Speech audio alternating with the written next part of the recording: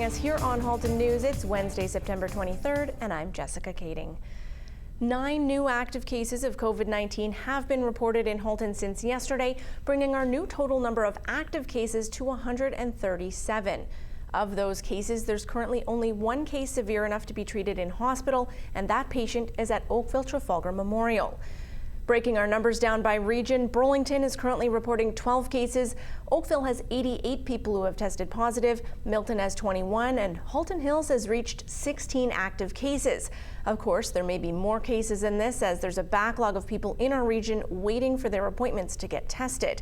If you know anyone or has tried yourself to get a COVID-19 test lately in Halton, you've likely heard that the testing centers have been overwhelmed with demand, and it can take days to get an appointment and then even longer for results. The province of Ontario says they're trying to address this surge in demand for testing. As of this Friday, up to 60 pharmacies in Ontario will begin to offer COVID-19 testing by appointment. To find your closest testing center, visit ontario.ca/COVID-test. There are currently 4 confirmed cases in Halton Public Schools, 1 at Abbey Park High School, 1 at Emily Carr, another at Maple Grove, and 2 cases at Sunningdale Public School. There are 2 classrooms closed at Sunningdale, but the school itself remains open, as do all the other public school classrooms and schools. Looking at the Catholic board, there is 1 case reported at Holy Trinity Catholic Secondary, 1 at St. Andrew Elementary, and another at St. Anthony of Padua. St. Francis Xavier, St. Ignatius of Loyola, and St. Thomas Aquinas schools also have 1 COVID-19 case reported each. All Catholic schools remain open, but 2 classrooms have closed, 1 at St. Anthony Catholic School and another at St. Anthony of Padua.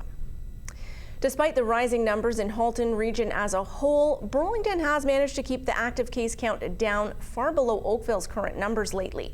We spoke with Mayor Marianne Mead-Ward about how the city is responding. Yeah, I know a lot of residents are concerned about the increase in numbers province-wide. We still in Burlington are doing extremely well. We still have the lowest per capita infection rate of the entire Golden Horseshoe.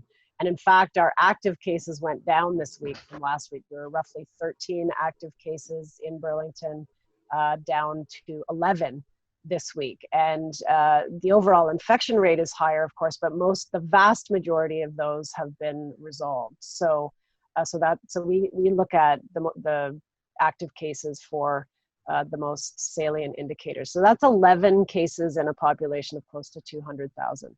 Having said that, now is not the time to be complacent. We have to continue to practice good hand hygiene. We have to keep wearing our masks when we can't physically distance, and of course stay 6 feet away from anyone who is not in your social circle. So those measures residents have been doing throughout this pandemic, and that is why our numbers remain so low, even as all around us those numbers are spiking. So it's good news, and stay the course. Earlier, we mentioned that select pharmacies will begin to offer COVID-19 testing starting this Friday, but the City of Burlington also has plans for a new testing center. Mayor Mead-Ward made that announcement and also invites you to join or listen in on tonight's Teletown Hall if you have any further questions or concerns. So tonight we have our 4th, I think, telephone town hall where residents can tune in.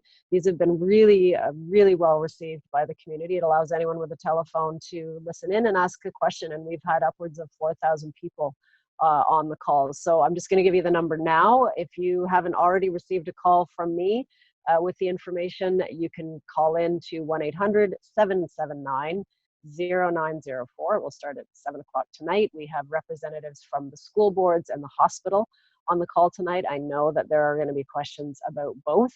And particularly, I'm hearing a lot of questions in the community about testing. And good news, the city and the hospital have worked together to open Nelson Arena as a second testing site to increase our testing capacity as we head into the fall. So that is hot off the presses and great news, and more details on that will be coming out shortly. We will be airing Burlington's Teletown Hall right here live tonight on your TV. You can tune in at 6 until 7:30 to watch, or if you'd like to be involved and have an opportunity to have your question answered, you can call in at 1-800-779-0904.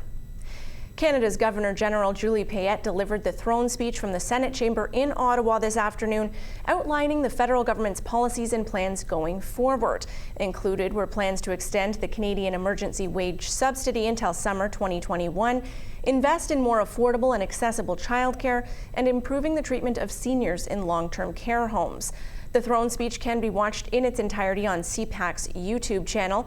Prime Minister Justin Trudeau is also expected to address the country tonight. We'll have more for you on that tomorrow as we hear the reactions and responses from several of our local MPs, including Conservative MP Michael Chong. 2 suspects attempted to break into a home in Oakville last night, and police are asking the public's assistance to identify them. It was about 8:30 last night when 2 black males wearing face coverings attempted to force their way into a home in the North Service Road area and Churchill Avenue. Police believe this was a targeted incident, which did involve a victim who received minor injuries during an altercation with the suspects. If you have home or business surveillance cameras or dash cam footage of North Service Road between Trafalgar and 6th Line between 8:15 and 8:45 last night, police want to hear from you. They ask you to please call 905-825-4747, extension 2284. Oakville's Ford plant may soon be producing 5 new electric vehicles. This announcement comes after a proposed $1.8 billion investment that would see electric vehicle production begin in 2024. The proposal is still subject to ratification by union members. Oakville's Mayor Rob Burton has commented on the news. It's terrific news that Ford of Canada and Unifor have reached a tentative agreement on a 3-year national labor contract covering more than 3,400 workers in Oakville.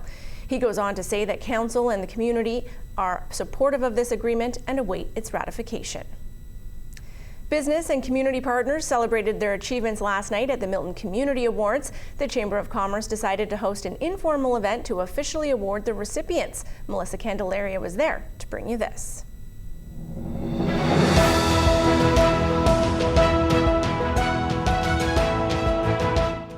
Had their virtual gala earlier in the year, but the Milton Chamber of Commerce wanted to do more for the winners of the 2019 Community Awards. President and CEO Scott McCammon says Chudley's Entertainment Farm was the perfect place to do it. Originally, the awards gala is supposed to be in April, so of course we had to postpone that. We did the virtual awards on YouTube, but also on your TV, and so we've actually already announced the winners. But I wanted to find a way to give them their trophies and have a celebration. So, under the current COVID rules, because we're a structured event and a business event, we're still allowed to go ahead. So we're just thrilled to be able to see everyone again. The celebration took place on September 23rd, and new to the Community Awards is the not-for-profit category. Townsend Smith Hospital Foundation was this year's winner. John Barrett says it was nice to be recognized. That's exactly it. We've been struggling for 12 years to make the community aware of the need for a hospice. And the fact that the Chamber has recognized us as their initial recipient is a major, major boost for us. And will certainly bring a lot of, I won't say notoriety, but certainly more awareness of the need for the hospice in our area. Lori McNabb was awarded Volunteer of the Year for her decades of service with many organizations, including the Legion and the Canada Day Committee. She says volunteering is just good for the soul. It fills my days.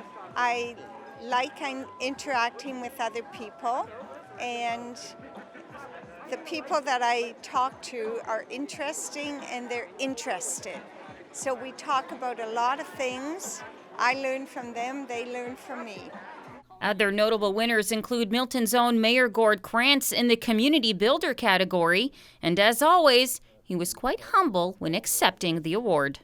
It's something that individuals like myself, especially as elected people, really don't set out to be recognized for what you do or what you don't do, but it's always kind of nice when that happens. The Community Awards Gala has been around for a long time, celebrating businesses and residents who've made a difference in their community since 1981.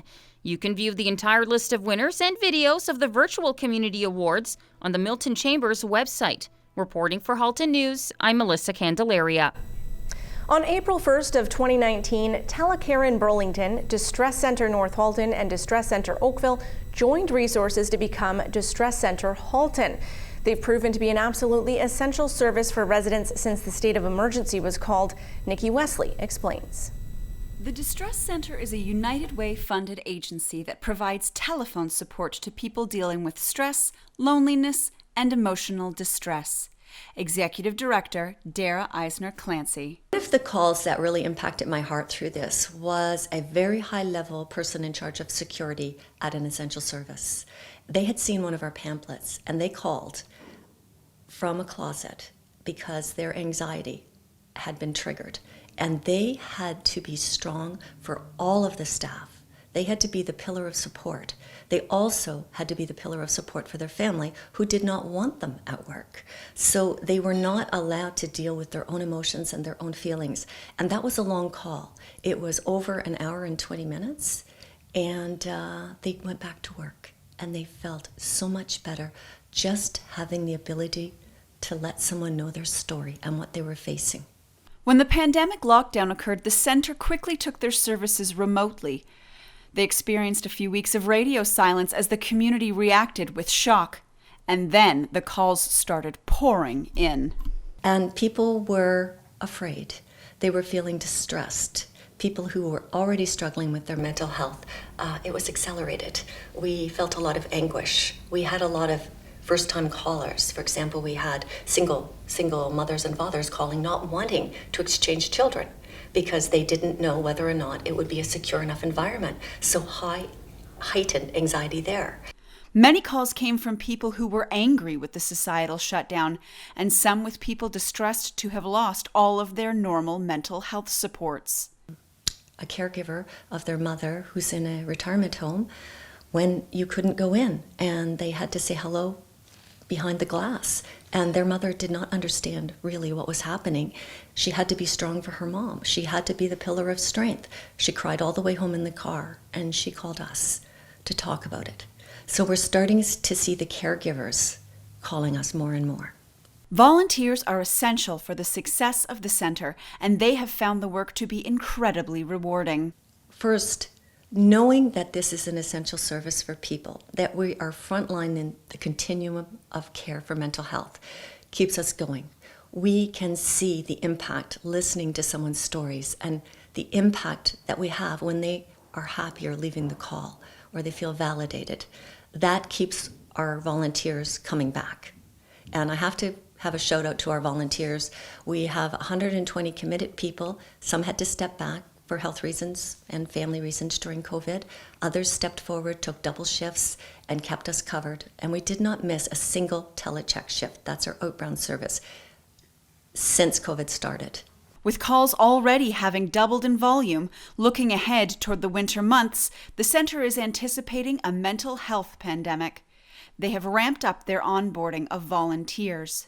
They have taken their annual fundraiser, Walk to Talk, virtually. This year, they are saying, your walk, your way, and are looking for people to participate in any way they can. I am actually getting a team together with my horse, and we're going to ride for 5 kilometers.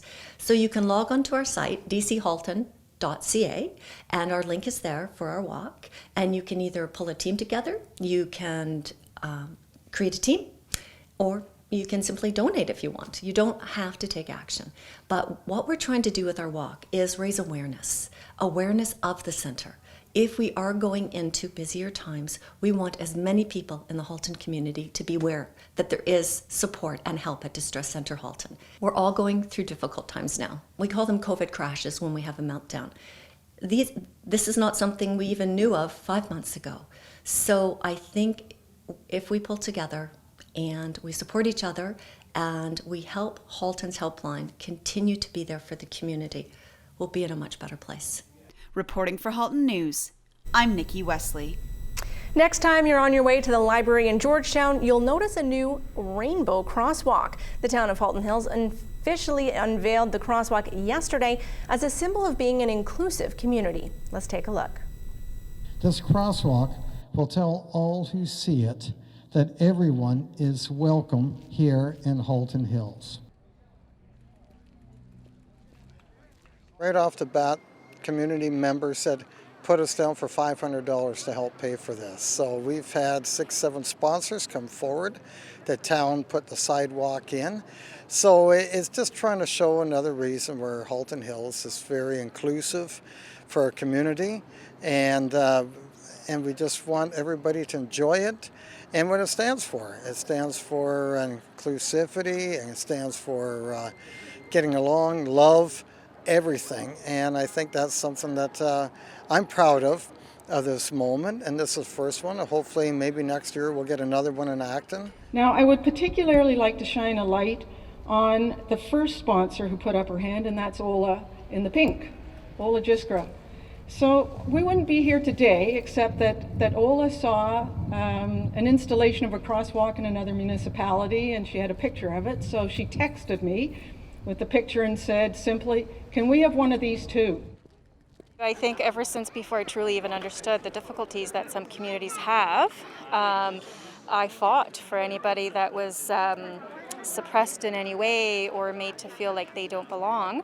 As you get older, you just want the very best for your kids, and you want everybody to essentially feel welcome and included in any community, and whether it's a school community or an actual community at work. And I think it's important to speak up. The reality is I think that the majority of people are good and are welcome and are open, but we need to speak up. We need to be loud and clear to the ones that don't have an acceptance for certain groups or communities. I want my kids to grow up and being open and accepting of every single person, regardless of their life choices. Those of you who love cooking shows will want to stay tuned to meet the cutest little chef who's very talented too. He now has his own TV show here, premiering this weekend on Your TV. We'll be right back with those details.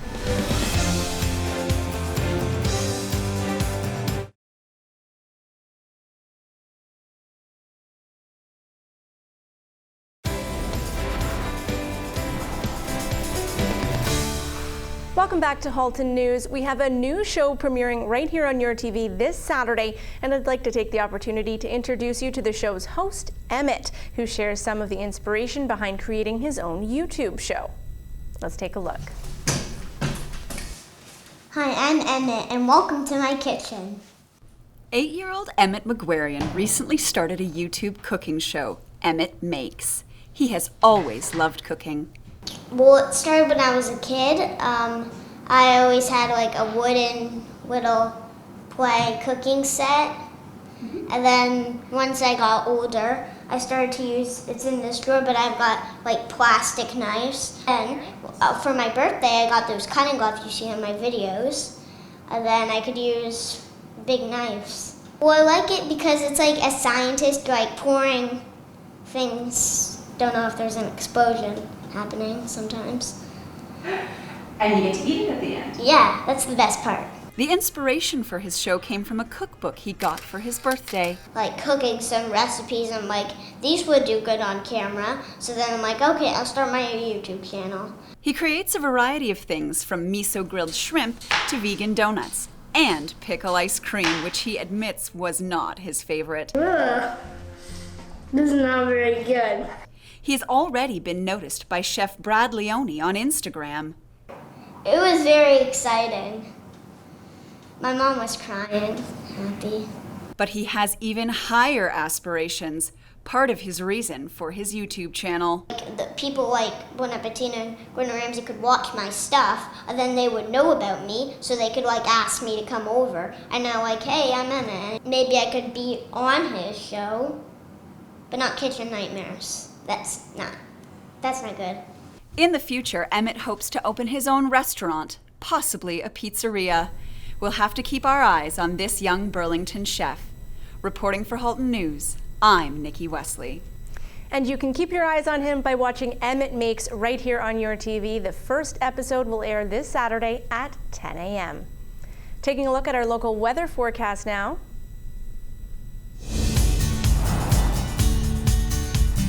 What a gorgeous day out there today, reaching an afternoon high of 27 degrees. It still feels like the height of summer, but we know fall did officially begin yesterday. Still lots of beautiful weather to enjoy though in the days to come. Tomorrow we're looking at a mix of sun and clouds, and that high of 25 will feel more like 29. So a much similar day to today, and Friday's mainly sunny skies will have us feeling like it's 30 degrees out there with the humidex. Looking into the weekend, an absolutely gorgeous day expected Saturday. If you want to enjoy the sunshine, that is the day to do so this weekend, as we are anticipating rain on Sunday and a slightly cooler temperature starting next week. Next week, we'll start to see more fall-like temperatures, so prepare for that.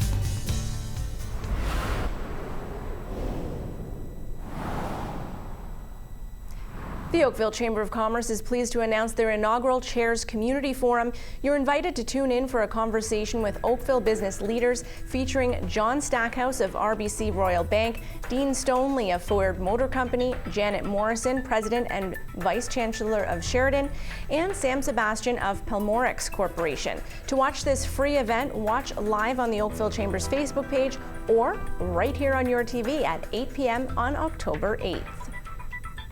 The Burlington Chamber of Commerce invites you to their October 1st webinar, Eye on the Economy.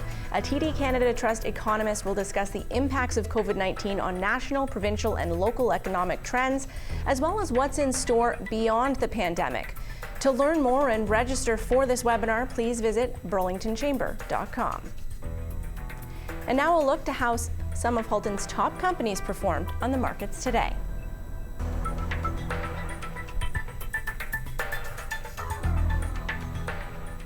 We'll be right back with more about Culture Days, which is expected to last 4 weeks and start this Friday.